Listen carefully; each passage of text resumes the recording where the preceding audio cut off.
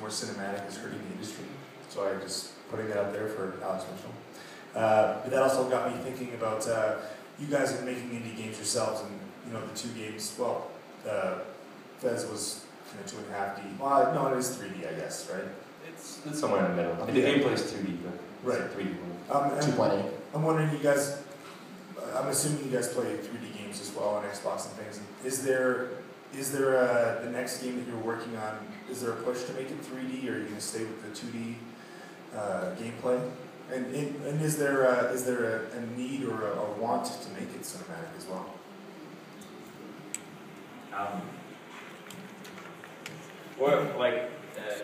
Ed can't do 3D, and I think that's good because there's really like 3D is just a thing. Like it can work. It works well, with some things, and some things you don't really need it. I mean, the way we approach a game is not, oh, it needs to be 3D or oh, it needs to be cinematic. It is, we want to make this fun.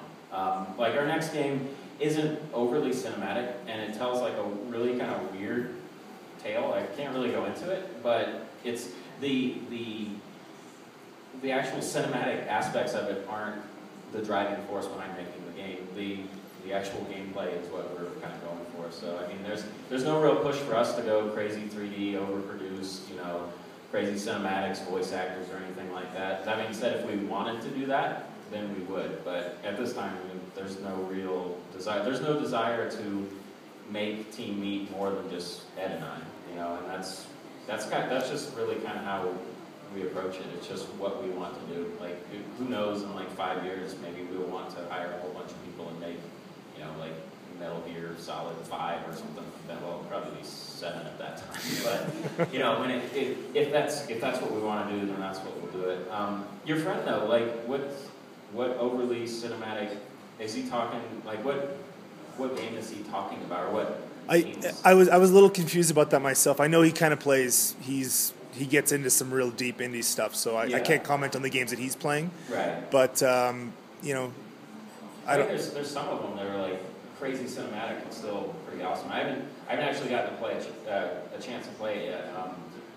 Edmund did. We're IGF judges, and there's like a game with Dear Esther that it's only like hour long or something like that, but it just totally blew Edmund away.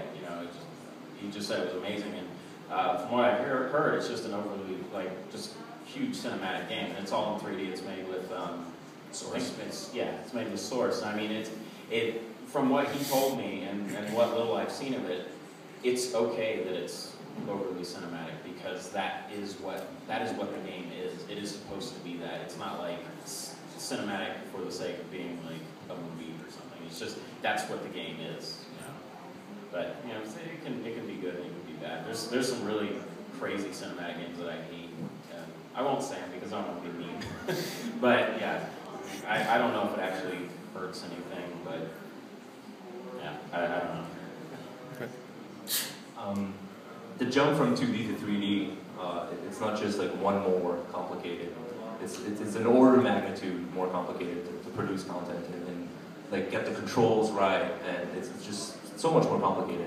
And like Tommy said, I mean, I have a bunch of ideas for my next project that would require the game to be 3D. Like they just wouldn't work in 2D. But to make that game, I would have to hire a bunch of people, and I'm just not there yet. Like I don't want to do that for at least a number of years. There's still so much you can do with 2D. Like 2D is a very broad spectrum. You could have a side-scrolling thing or a top-down vector-y thing. Like you can do pretty much anything you want in 2D. But I think there is a tendency in 3D games to be more cinematic because it represents this space, like a one we live in, like the ones we see in movies. Like it's harder to make a 2D game cinematic in the same way that a movie is because you're more restricted to the 2D playing. But I think there's going to be soon enough. Like somebody earlier said that most of the games are still 2D because it's hard to make 3D, and also because the tools aren't quite there yet. Like the tools to make 2D games are much more approachable than the tools to make 3D games.